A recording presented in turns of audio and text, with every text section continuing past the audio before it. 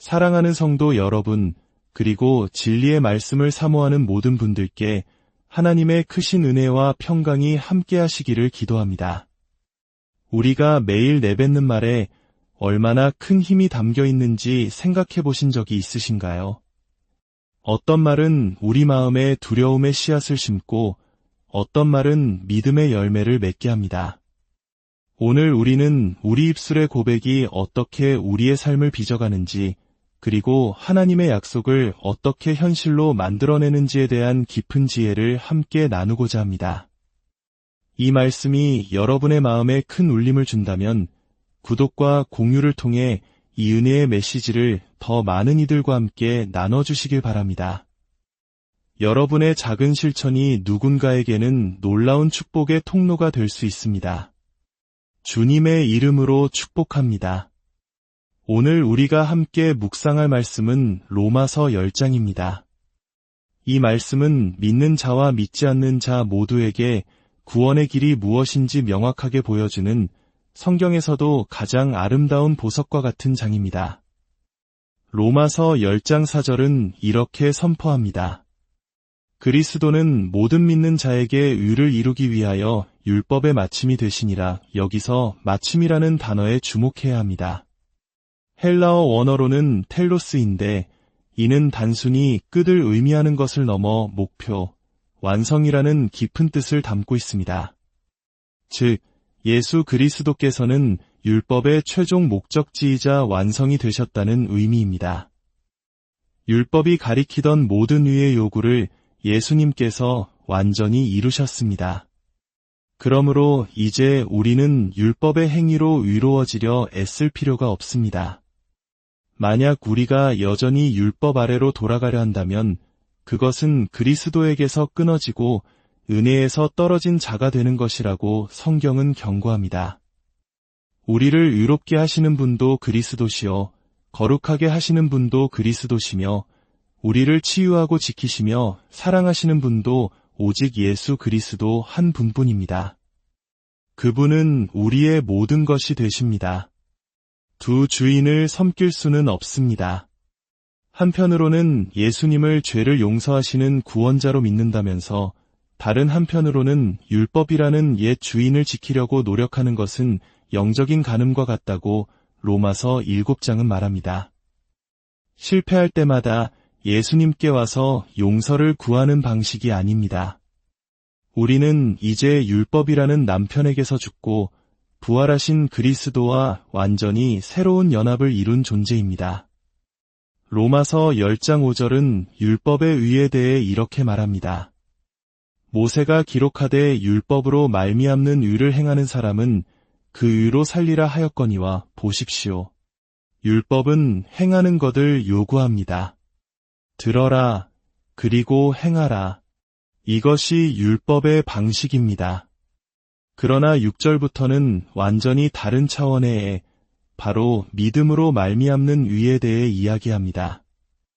믿음으로 말미암는 의는 이같이 말하되 내 마음에 누가 하늘에 올라가겠느냐 하지 말라 하니 올라가겠느냐 함은 그리스도를 모셔 내리려는 것이요 혹은 누가 무저갱에 내려가겠느냐 하지 말라 하니 내려가겠느냐 함은 그리스도를 죽은 자 가운데서 모셔 올리려는 것이라. 이 구절은 신명기 30장의 말씀을 인용한 것입니다. 어떤 사람들은 너무나 아프고 힘들 때 하늘에 계신 예수님이 지금 이 땅에 내려오셔서 나를 만져주셨으면 좋겠다고 생각합니다. 또 어떤 이들은 예수님의 부활을 온전히 믿지 못하고 과거의 무덤을 헤매기도 합니다. 그러나 성경은 그럴 필요가 없다고 단언합니다. 왜일까요? 8절이 그 답을 줍니다. 그러면 무엇을 말하느냐 말씀이 내게 가까워 내 입에 있으며 내 마음에 있다 하였으니 곧 우리가 전파하는 믿음의 말씀이라. 할렐루야. 구원의 말씀, 믿음의 말씀은 저 멀리 하늘 위나 깊은 땅 속에 있지 않습니다. 바로 지금 당신의 입에 있고 당신의 마음에 있습니다. 순서를 잘 보십시오. 먼저 잎에 있고 그 다음에 마음으로 들어갑니다. 이것이 영적인 원리입니다. 우리가 무엇을 고백하든지 그것이 믿음의 말이든 두려움의 말이든 결국 우리의 마음밭에 심겨지게 됩니다. 그래서 우리는 생명을 말해야 합니다. 좋은 날들을 선포해야 합니다. 9절은 구원의 핵심을 명확히 설명합니다. 내가 만일 내 입으로 예수를 주로 시인하며 또 하나님께서 그를 죽은 자 가운데서 살리신 것을 내 마음에 믿으면 구원을 받으리라. 율법이 듣고 행하는 것이었다면 믿음은 입으로 말하고 마음으로 믿는 것입니다. 그러면 우리는 구원의 역사를 보게 될 것입니다. 이것이 바로 신명기 30장이 예언했던 새로운 시대의 방식입니다. 과거에는 누가 우리를 위하여 하늘에 올라가 그의 명령을 우리에게로 가지고 와서 우리에게 들려 행하게 할까라고 말했지만 이제 우리는 더 이상 돌판에 새겨진 율법을 따르는 자들이 아닙니다. 우리는 살아계신 주님을 따르는 자들입니다. 아멘. 그러니 함께 입술로 고백해 봅시다. 주 예수님, 감사합니다. 주님께서 채찍에 맞으심으로 내가 나음을 입었나이다. 주님께서 가시관을 쓰셨으므로 내가 흔들리지 않는 놀라운 평강을 받습니다. 아멘. 모세는 율법을 대표하는 인물이었습니다. 하나님께서 그에게 반석에게 명하여 물을 내라고 말씀하셨을 때 그는 말하는 대신 율법적인 행위로 반석을 2번 쳤습니다. 하나님은 이를 기뻐하지 않으셨습니다. 그러나 오늘날 승천하신 예수님께서는 우리에게 그저 말하라고 하십니다.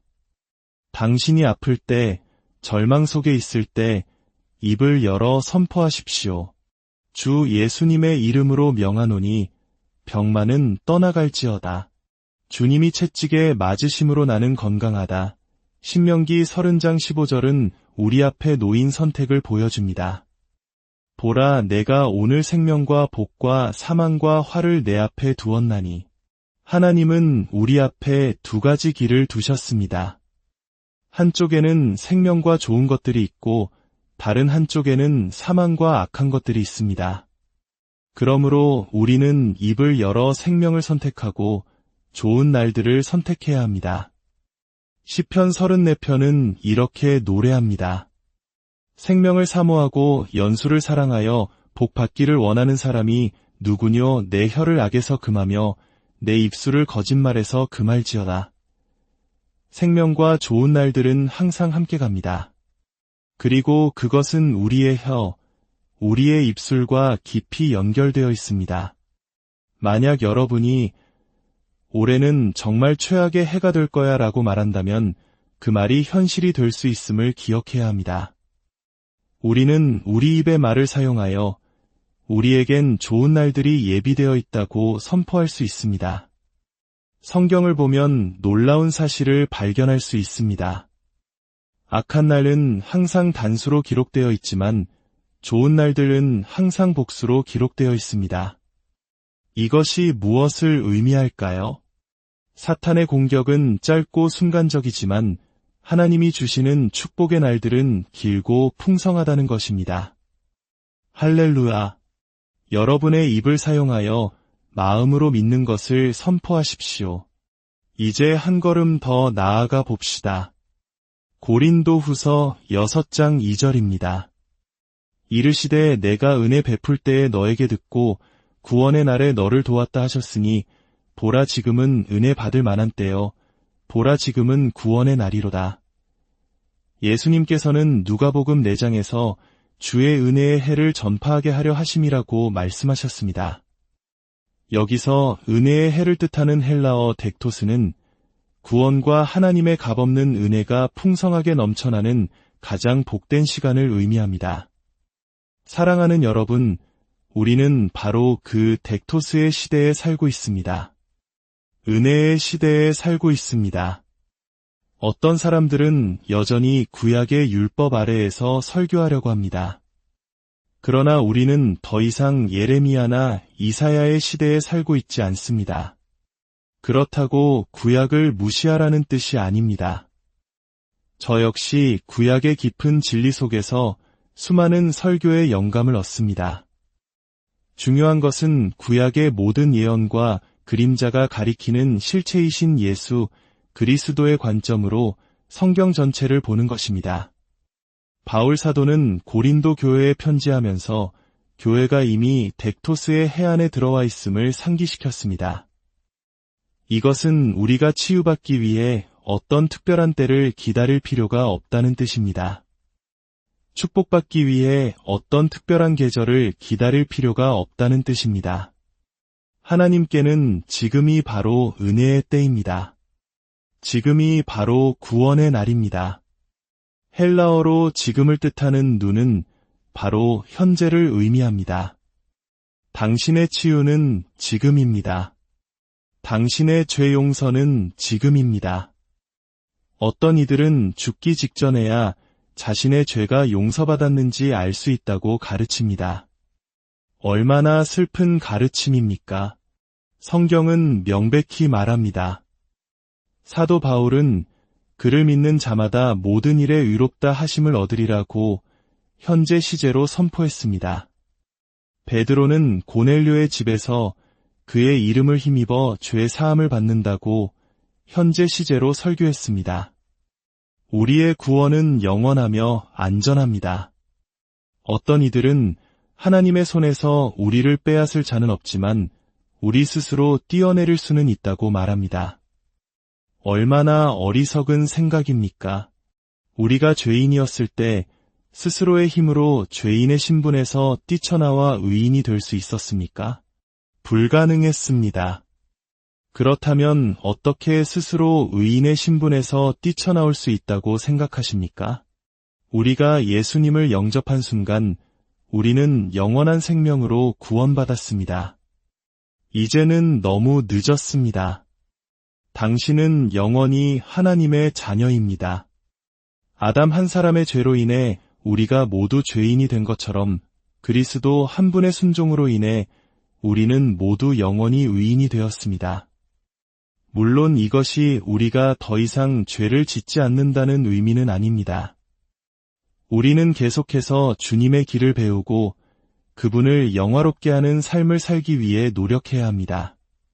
그러나 우리의 신분, 하나님 앞에서의 우리의 위치는 절대 변하지 않습니다.